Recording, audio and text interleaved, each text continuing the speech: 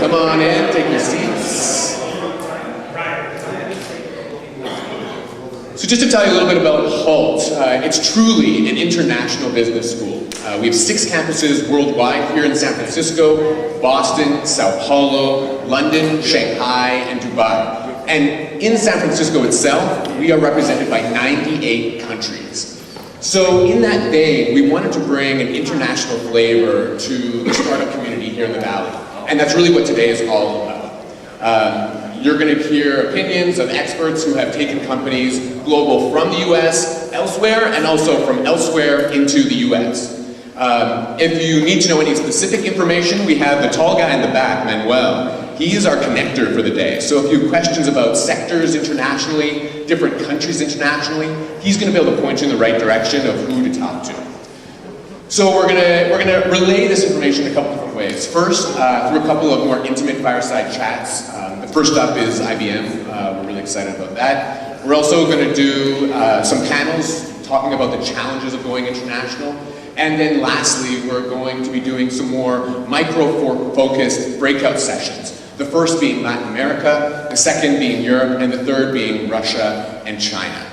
So to get things started, I'd like to introduce to you our leader of the HALT Venture Group, Mike Grandinetti. He has taken 4 companies into exit for his investors, 2 of those through IPO, and all 4 through a very high multiple. He has faculty positions at MIT, the Technical Institute of Denmark, as well as at HALT's International Business School. On a personal note, he has really been a mentor to all of us in the HALT Venture Group and to me personally. So I would like to have a warm welcome for our main moderator for the day, Mike Grandinetti.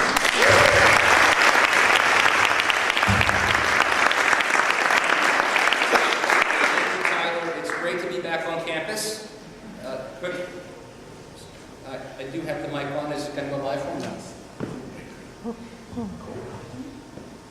All right. So, about 4 or 5 years ago, Apple announced the launch of the App Store.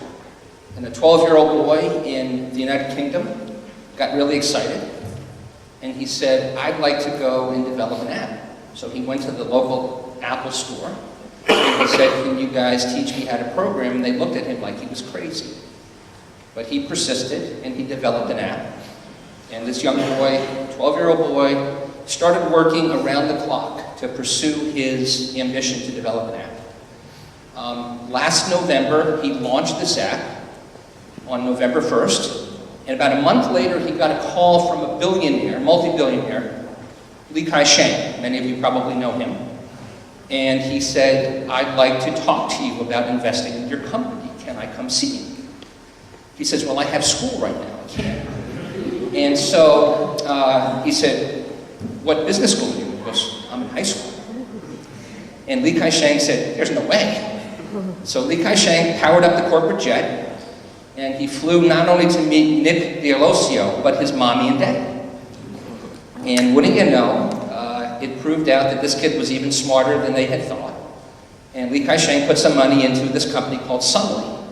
Now, for those of you who have been, for whatever reason, not paying attention to the news lately, Mr. D'Alessio was the newly minted multimillionaire. His company was purchased by Yahoo a couple weeks ago now. It got pretty significant global attention. He's a 17-year-old boy. He wound up partnering with Stanford Research Institute to develop an algorithm that will let Yahoo pursue its ambitions in the mobile space, and to help all of us crazy, busy people be able to get snippets of news in a very snackable way on our mobile phones through this algorithm that he developed. Now, when you read a story like that, you are misled to believe how hard can it be. Entrepreneurship is damn hard. Technology entrepreneurship is crazy hard. As many of my MBA students know, because we just finished our global management class, we've talked about the challenges of crossing cultures, okay? And I think many of my students have a real appreciation, right, Camilla? Real appreciation of what it's like to cross cultures in the simplest of organizations. But to try to bring global technology to cultures outside of your own realm of expertise is massively hard. And so the whole purpose of our conference today is to get down to the nuts and bolts of what it really takes to be a tech entrepreneur in a global environment and to bring what you may think is a great idea from your country in Amsterdam or Brazil or wherever you may be, and to try to make it a world beater, okay? So that's really the purpose of today. I want to first welcome all of our panelists and speakers on a Saturday afternoon. We thank you for your generous donation of your time. I want a special shout out for two of our colleagues who came from far and wide. Marc-Antoine Ducas from NetLift came in from Quebec, and Santiago flew in from Mexico this morning to join us. So those of you who flew in from outside of the country, we are especially grateful. And finally, I would like to thank the HALT volunteers. For those of you who don't know HALT, this is a one-year accelerated master's program. These students work their tails off, and they learn how to do a lot of things with very little sleep. So we'll give more proper thank yous later, but I just want to thank everybody from the HALT side for helping us put this event together today. So that being said, I'd like to welcome our first guest, Ms. Wendy Lung from the IBM Venture Capital Group and also from IBM Corporate Strategy, to join me on stage, please. Thank you.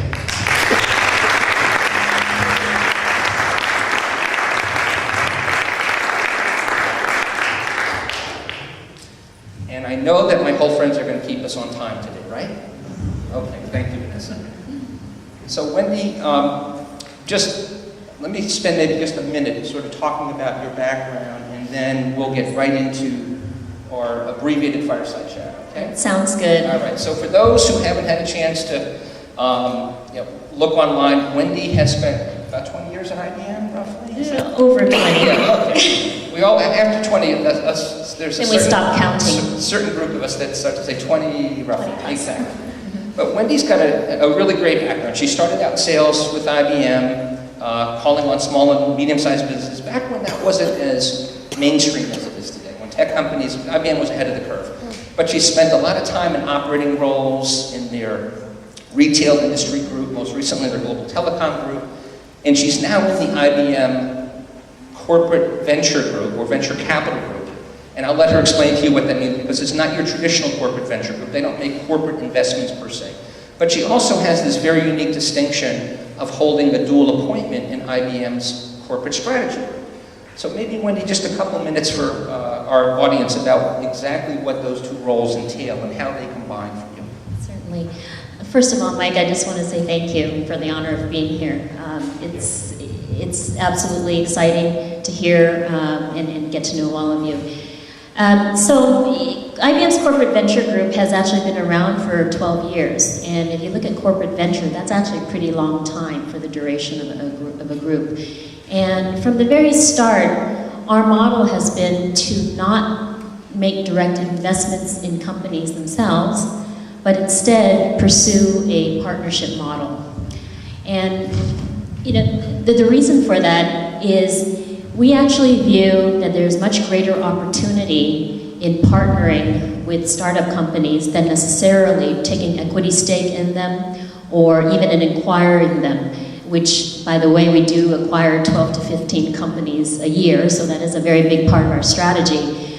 But when you look at it, IBM's total revenue of 104 plus billion, over a third of that revenue is done in partnership with business partners. And so you can understand why it behooves us, it behooves our customers to always have the brightest, most innovative, most transformative business partners that we can go to market together and help solve client problems together. That is a much, much bigger opportunity than the 12 to 15 acquisitions or the equity stake we might make in companies. So, the role is dual in that our venture group is actually part of IBM's corporate strategy. In addition to looking for partners for the future, or this next generation of partners, one of our missions is to really translate what we're seeing in the venture community, whether it's working through VCs or getting to know portfolio companies, taking some of that insight and feeding that back into IBM to influence our very own strategy. You know, last year we celebrated our 100th year in business. And, you know, as you can imagine, 100 years in business for any company, much less an IT company, you know, that takes some doing. But, you know, we have to stay on top of things, we have to keep changing, we have to keep evolving. And the interaction and the involvement and, you know, the joint collaboration that we have with the venture and startup community is absolutely a critical part of that innovation process. That's great. And Wendy, just on that note, a couple of things. So as we sit here today, I started my career with Hewlett-Packard way back when Bill and Dave were still affiliated with the company. We saw their chairman, Ray Lane, step down this week after a proxy vote where he barely kept his job legitimately but decided to step down. Dell is going through a rather interesting you know, auction as we speak. So your point about IBM as a 100-year-old company, but an incredibly dynamic company.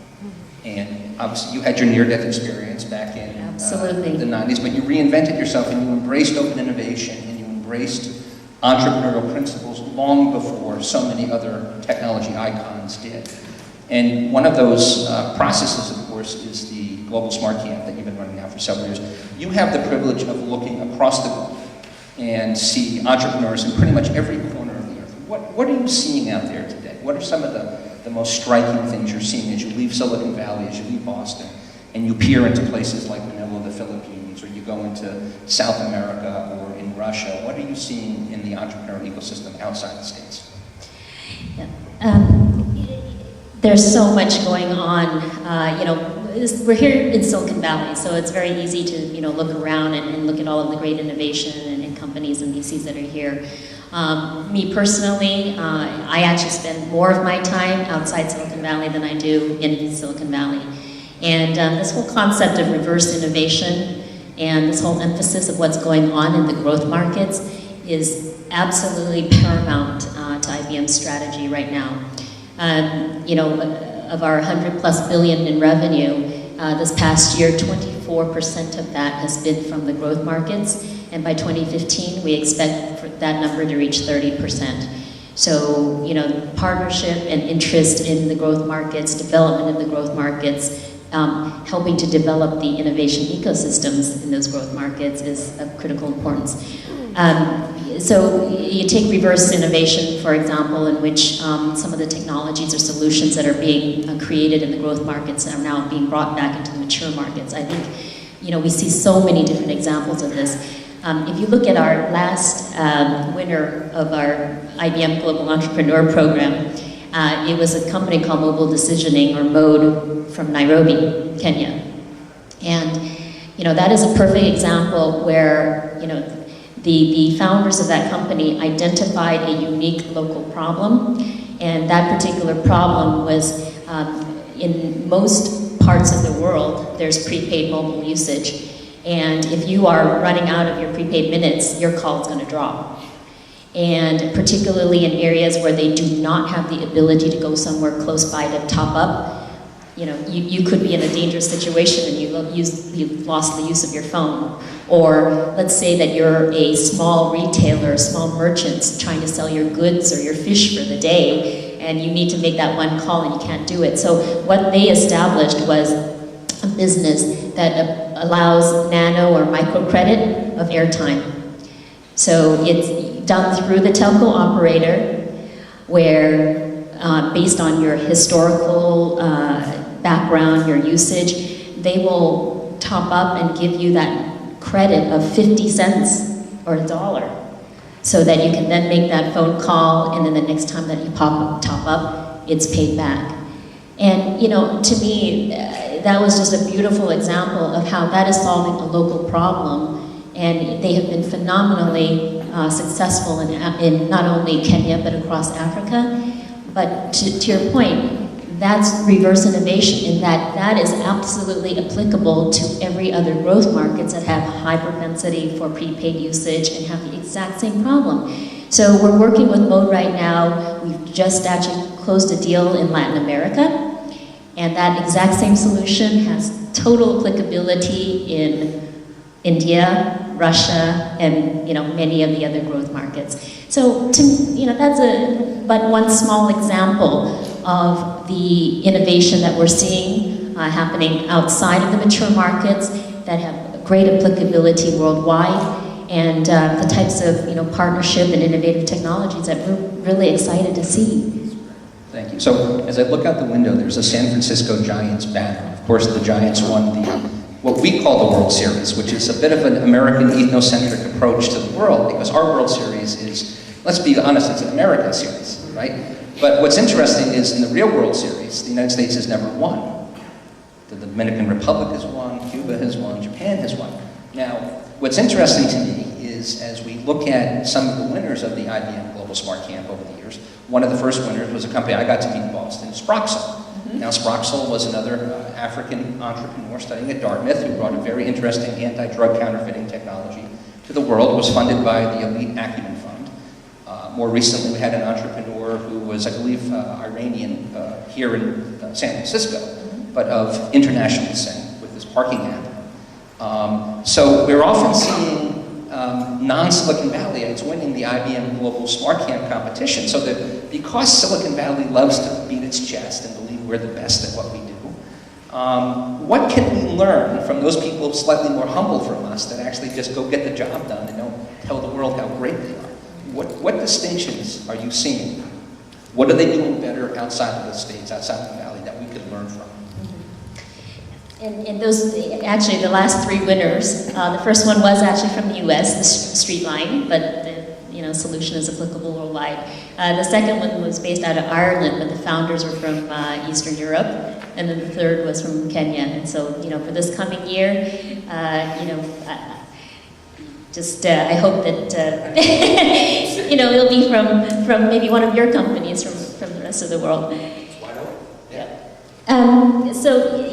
Aside from the reverse innovation, there's so many lessons to be learned. I mean, I have to give kudos to Holt, because the amount of collaboration that's going on and the global representation of the participants, it's unique. And as I was saying to someone earlier, that's getting a head start, because this experience is giving you that edge as you're moving forward, because guess what? The rest of the world right now is trying to get experience in being global. So, kudos to all of you and to the school. So let's see, a few things, aside from reverse innovation, there's, one of the things that we're seeing, of course, is social impact funds. In many of the growth markets, there are growth funds, growth impact funds, and those returns tend to take longer, but they are supporting social impact types of companies. And so I would say that that's certainly one difference that you would see more in the growth markets than you would see here in Silicon Valley. But I think globally there's a lot more awareness of the use of social impact funds. Other than that, another trend that we're seeing is getting incubated elsewhere. So the thought is, oh, well, you're a Silicon Valley company, you get incubated here. Or, Mike, as you know, there's so many different companies that have innovation centers here in Silicon Valley where they're sending their startups here, whether it's, Northern Europe, Russia, Canada. Now we're seeing the trend where companies are being incubated out in the growth markets. So I was speaking with the founder of Nye Labs, one of the incubators in Nairobi, and he was telling me that US companies are being incubated in Nairobi to address the African market. And I think someone's here from InnoSpring. I mean, InnoSpring is a good example too, where the Chinese entrepreneurs are being sent here, but then it's also US entrepreneurs that want to be addressing the Chinese market. And so that's one, change that we're certainly seeing where, from the start, if you're looking at some other, market to address with your solution, you have the ability and the tools now to actually get incubated in those local markets. Good opportunity to provide some advice to the many Holt students in the room who are very entrepreneurially minded. So if you're a Holt student that's not an American citizen, and I can tell you that 95% are not, many of them decided to matriculate at the San Francisco campus because of their passion for innovation. Many of them came here with business ideas or got very quickly inspired to come up with an idea. I'm blown away by the number of my students who want to put an idea in front of me, including one of my students from 30 minutes ago said, hey, you got 5 minutes, I'm going to show you my business idea. I just love it. So what would you tell them? How should they think about getting started from outside the States and knowing what an extraordinary partner IBM is? When would an appropriate time be to approach an IBM? Realizing you're a business-to-business company, you're all about smarter planet, so you're very prescriptive about what you're looking for in terms of your partners. What advice would you give the students of today looking to start their tech companies? So, there are a few things that we're concentrated on, or 3 kind of principles that we'll look at for a company, whether it's for partnership or even for acquisition. And one is, does it build or expand capabilities that IBM already has? Does it have scalable IP? And thirdly, does it take advantage of the reach that we have across 170 countries around the world? And those are kind of the criteria that we look at for a lasting partnership, because that's going to be the win-win for both of us. And I have the privilege of speaking with CEOs of companies every single day. And if there's a way that you can articulate how your solution kind of addresses those, or if you please do that little bit of homework to understand at least what IBM's strategy is or solutions are in those different areas, and if you're able to articulate how your solution complements that or expands that capability, that'll just make the conversation go that much easier. But I think the opportunity right now to partner with not only companies like IBM, but with corporations in general is greater than it has been for years. Maybe we talk a little bit now about some of the corporate partnerships. One of the things that we've certainly seen even in the last 12 months, 18 months, is the absolute rise of corporate venture.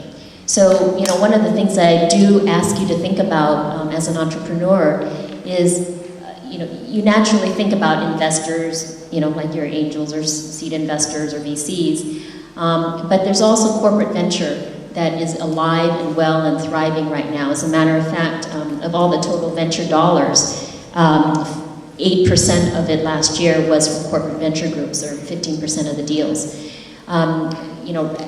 Right now there's 750 corporate innovation initiatives and funds that are live, of which 200 have been started in the last 2 years.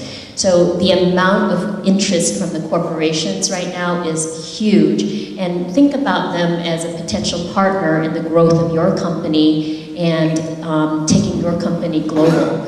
Because they, like IBM or any of the other ones, there is some reach, there is some value that they can also bring to you if indeed your solution kind of complements what they're taking to market.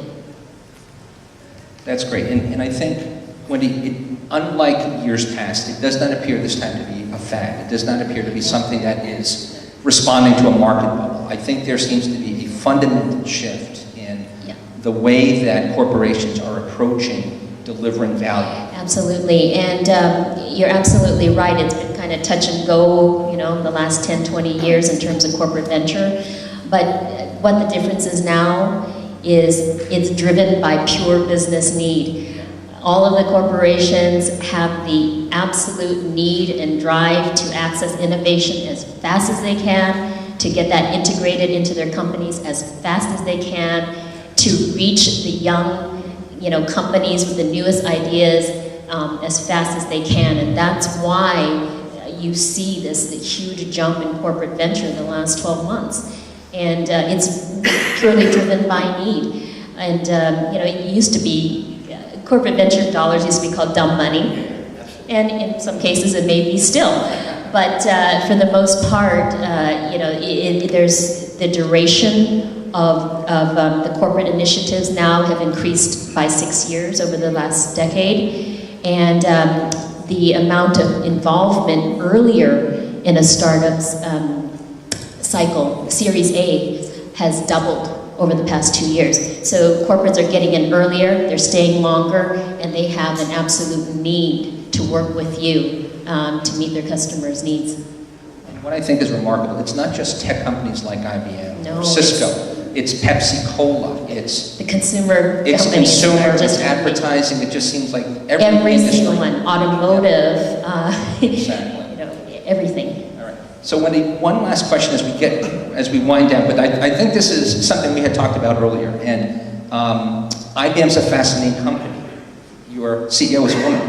Yes. Your direct boss, Claudia, is a woman. Now, very controversial book hit the streets a few weeks ago by Sheryl Sandberg, COO of Facebook, about Lean In. And obviously, there's no question that the number of women in the technical fields is proportionally small.